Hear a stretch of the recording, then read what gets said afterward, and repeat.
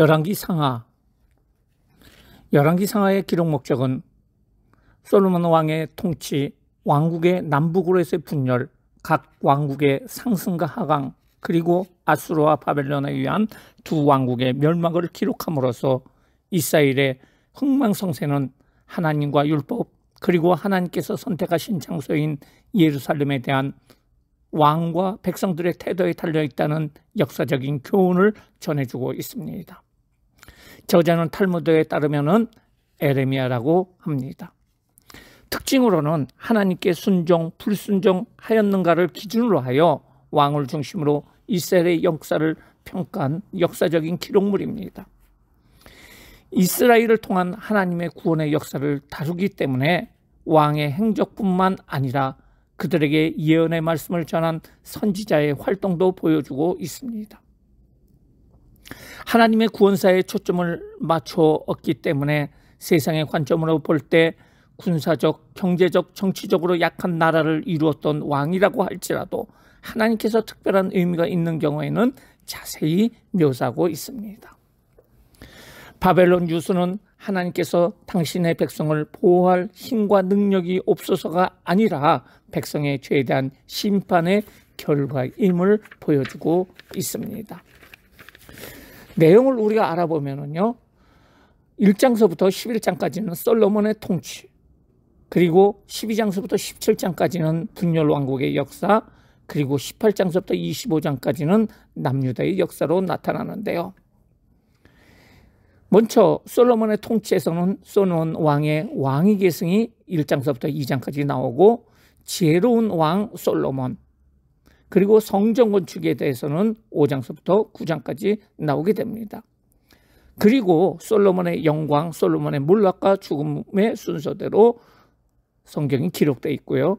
분열 왕국의 역사는 왕국의 분열과 여로보암의 북이스라엘에 대해서, 그리고 엘리야와 북이스라엘 아하시아까지의 통치에 대해서, 그리고 엘리사에 대해서, 유다와 여호람부터 북이스라엘의 멸망까지에 대해서 기록하고 있습니다.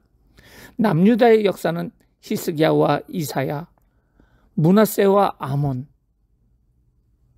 요시야, 남유다의 멸망에 대해서 말해주고 있습니다. 큰 첫 번째로 솔로몬의 통치입니다. 첫 번째, 솔로몬 왕의 왕위 계승이 1장서부터 2장까지 나오고 있는데요. 70세쯤 된 다윗의 말년에 그의 넷째 아들 아도니아는 군대 장관 요압과 제사장 아비아달 등을 끌어들여 왕위를 노렸으나 다윗은 이전에 맹세한 대로 솔로몬에게 기름을 부어 왕이 되게 합니다. 다윗은 유언을 통해서 솔로몬에게 온전하고 충성하게 하나님의 뜻을 준행할 것을 공고하고 있고요. 요압과 시므이를 처결할 것을 당부하면서 숨을 거두게 됩니다. 왕권 강화에 대해서 아도니아 측에 섰던 아비아달과 요압, 그리고 압살롬의 반란 때 다윗을 저주했던 시므이가 차례로 제거되므로 솔로몬의 왕권이 견고하게 됩니다. 두 번째, 지혜의 왕 솔로몬에 대해서 3장 4장에 나오고 있어요. 기브온 산당에서의 1000번째 이후 하나님께서 소원을 물으시는데 솔로몬은 백성들을 지혜롭게 재판할 수 있도록 듣는 마음을 구하게 됩니다. 이러한 솔로몬의 태도를 기뻐하신 하나님께서는 솔로몬에게 그가 강구한 것은 물론 부귀와 영화와 장수의 약속도 함께 해주게 됩니다. 솔로몬의 지혜에 대해서 두 사람의 창조와 아이들과 관련된 재판에 나타난 그 내용을 알려줌으로 말미암아 지혜로운 판결을 했고 하나님께서 받은 분별의 지혜를 확증하여 예로 보여주고 있습니다. 세 번째, 성전 건축입니다. 5장 1절서부터 9장 9절까지 나오는데요. 솔로몬은 두로왕 히람과의 평화적인 관계를 통해서 얻은 백향목과 기술자들을 통해서 성전을 건축하게 됩니다. 성전 건축은 총 7년 동안 계속이 되고요. 성전 봉헌을 위해서 언약궤가 이스라엘 성전 안에 지성소에 안치가 되고요. 여호와의 영광이 상징되는 구름이 성전을 가득 차게 됩니다. 이에 대해서 하나님께서는 영원히 성전에 거하시겠다고 약속을 하시고요. 솔로몬에게 다윗 언약을 다시 한번 상기시켜 줍니다. 네 번째, 솔로몬의 영광입니다. 솔로몬은 여러 가지 국고성, 그러니까 창고로 식량을 보관하는 창고를 만드는 성이죠. 국고성, 병거성, 마병의 성 등을 건축하여 요새화하는 등 활발한 건축 활동을 벌이게 됩니다. 솔로몬은 건축 사업을 위해서 가나안 원주민에게 강제 노역을 시켰고요. 또한 결혼을 통해서 애국과 동맹 관계를 맺고 두로와 함께 원거리 해상 무역을 실시하게 됩니다. 솔로몬의 명성이 주변 나라에 퍼지자 그의 지혜를 시험하기 위해서 스바 여왕이 예루살렘을 방문하고 솔로몬의 지혜와 부가 소문보다 더함을 확인하고 감탄하고 돌아갔다는 내용이 나오게 되고요. 솔로몬의 영광을 단적으로 보여주는 부귀에 대한 화려한 묘사들이 계속해서 나오게 됩니다. 다섯 번째는 솔로몬의 몰락과 죽음에 대해서 11장서부터 나오게 됩니다. 솔로몬은 말년에 하나님께 명하신 말씀에 순종하지 않고 우상숭배의 죄를 범하게 됩니다. 이것은 하나님께서 금하신 많은 이방 여인들과의 결혼 때문입니다. 솔로몬의 타락으로 평화로운 시대가 종식이 됩니다.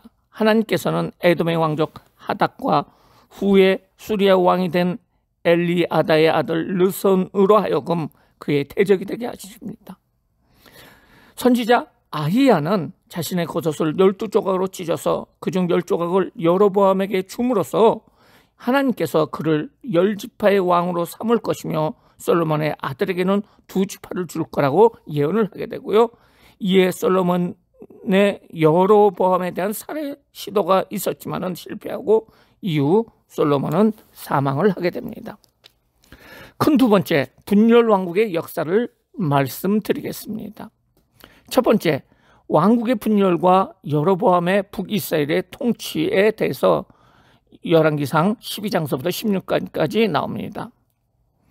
르호보암, 온 이스라엘이 르호보암을 왕으로 삼으려고 세겜에 몰려듭니다. 르호보암은 바로 솔로몬의 아들이죠.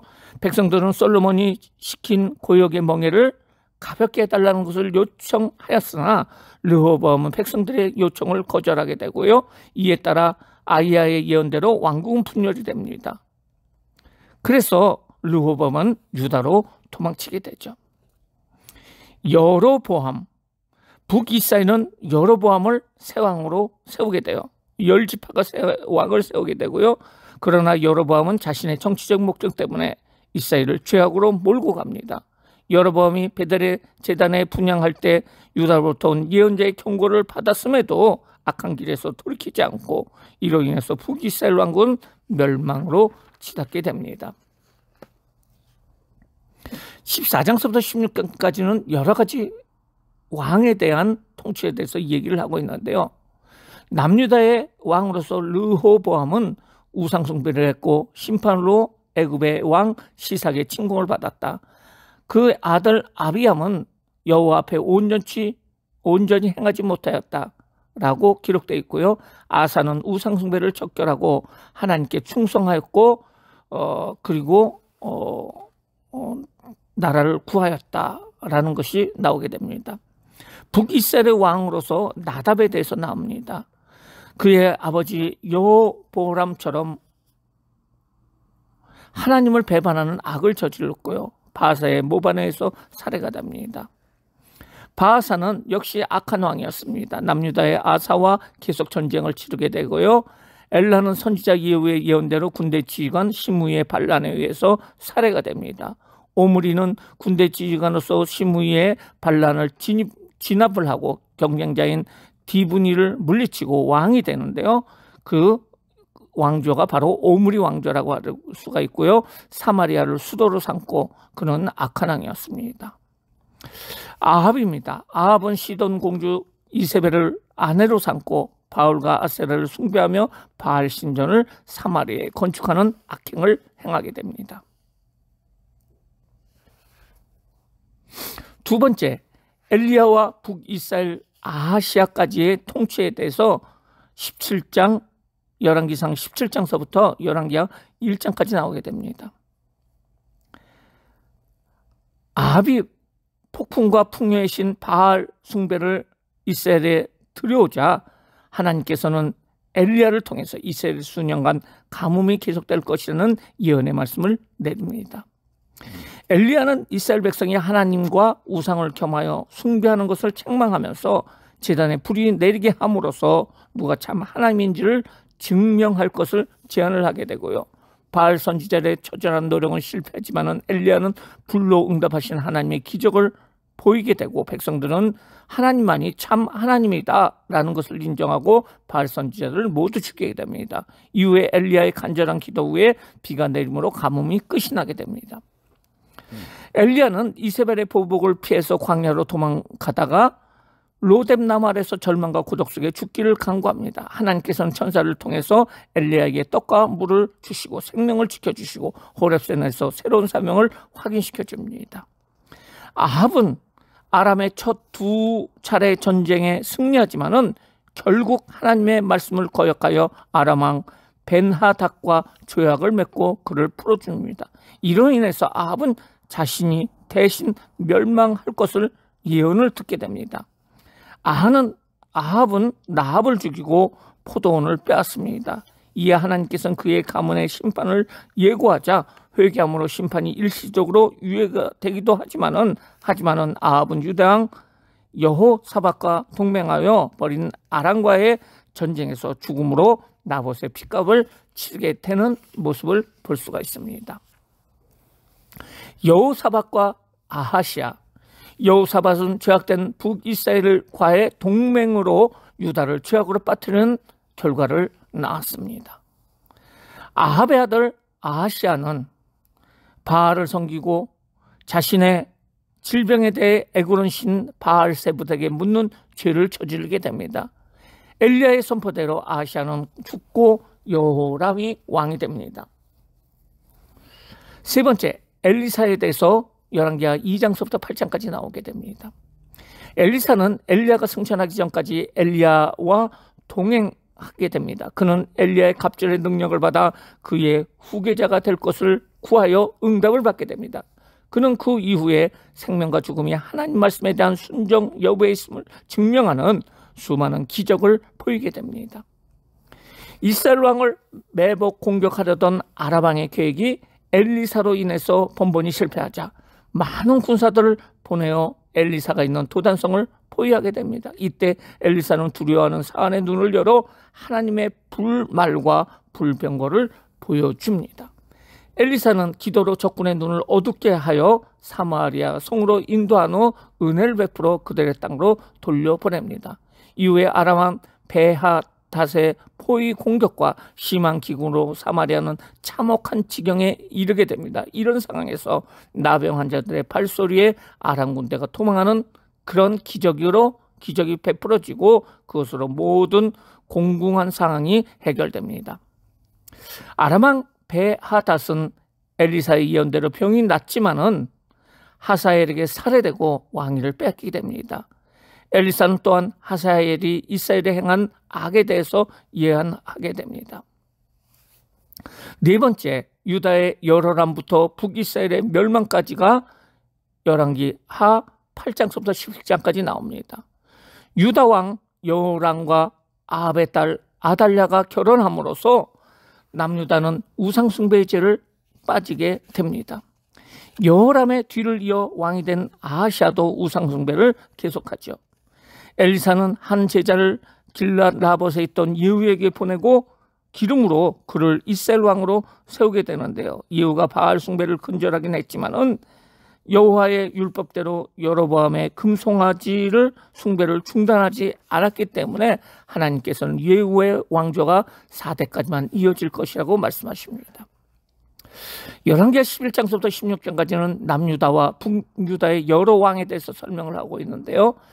남유다의 왕으로서 아달랴는 아합의 딸이지만 유다의 왕 아하시아의 모후 아들이 죽자 정권을 잡고 다윗 왕가의 씨를 진멸하려 하지만은 제사장 여호야다가 유일한 다윗 왕가의 생존자 요아스를 통해서 다윗 왕조를 복원할 때 살해가 됩니다.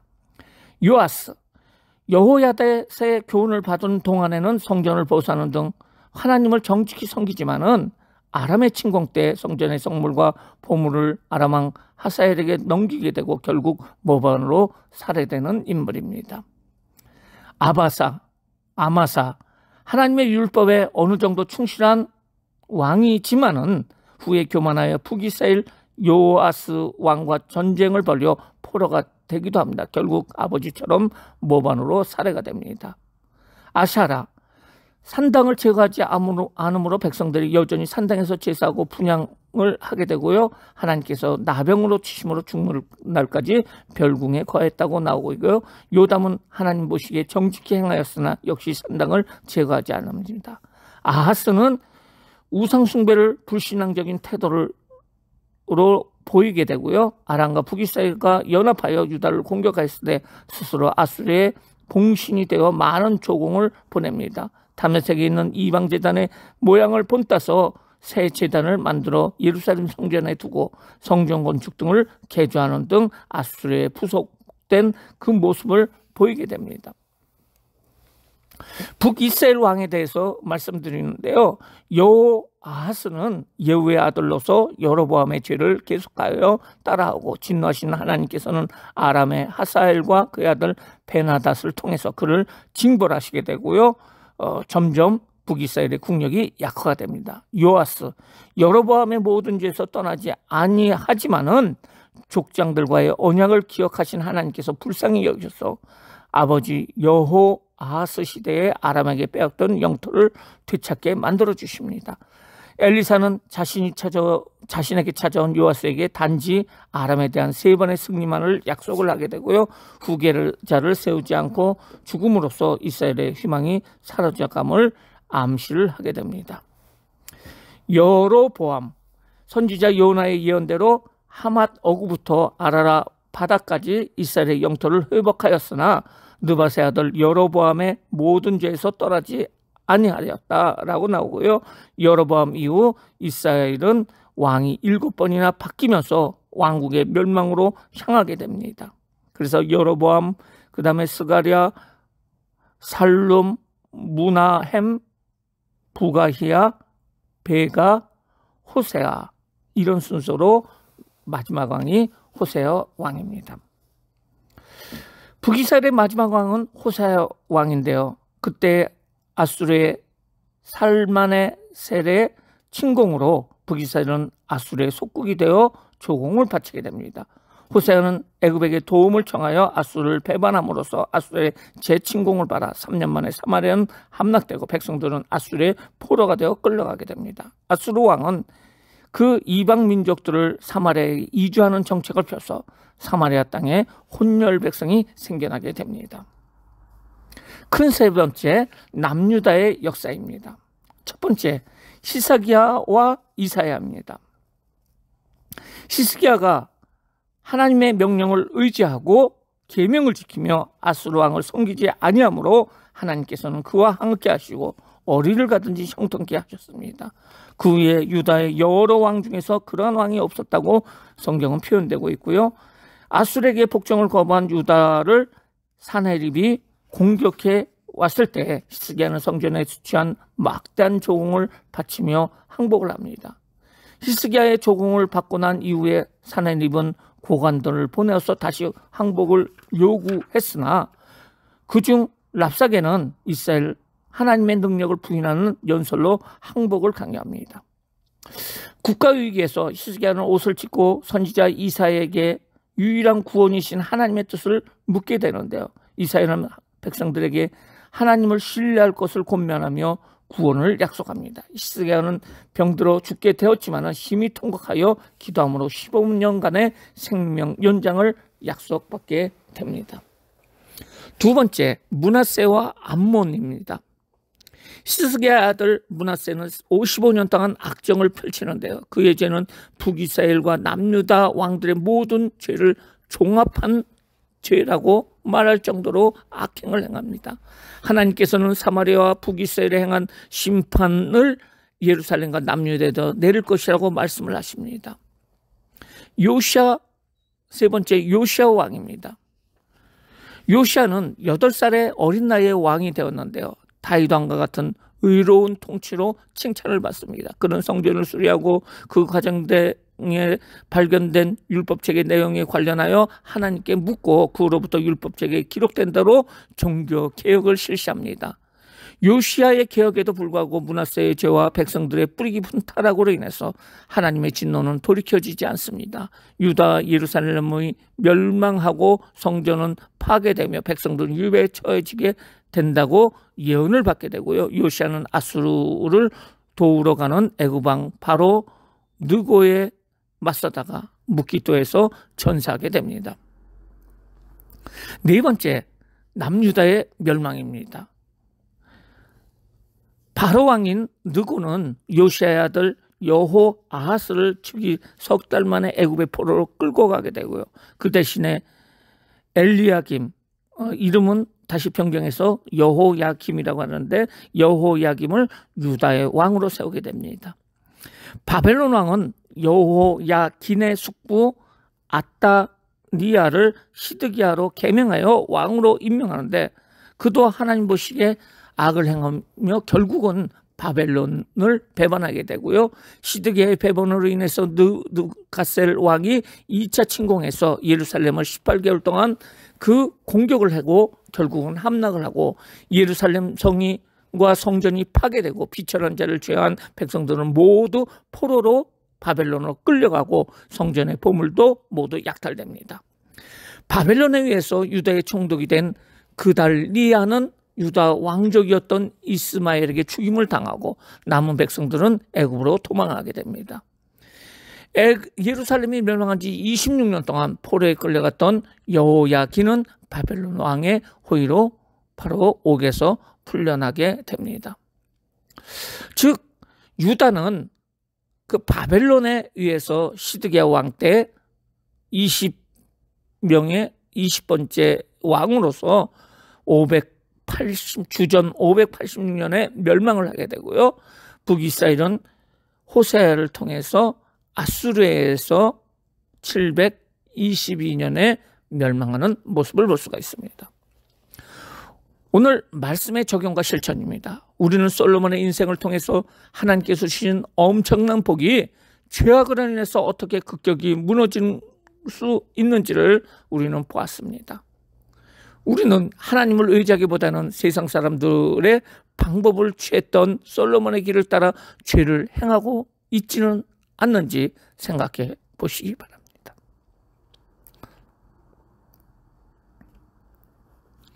역사의 주인은 하나님이십니다. 인간은 역사의 주인이신 하나님께 부름받은 자일 뿐입니다. 이스라엘은 역사의 주인이신 하나님을 왕으로 인정하며 출발했지만은 왕국이 두 나라로 갈라지고 북이스라엘과 남유다 모두 역사의 뒤안길로 사라지는 슬픈 결론을 맞게 되는 모습을 볼 수가 있어요. 이것은 인간이 역사의 주인을 인정하지 않고 그 하나님의 말씀을 따르지 않을 때 일어나는 필연적인 결과였습니다. 오늘날 우리 역시 두 왕국의 역사를 통해 말씀하시는 하나님의 음성에 귀를 기울여야 할 줄로 믿습니다. 이상으로 열왕기서에 대해서 우리가 알아봤습니다.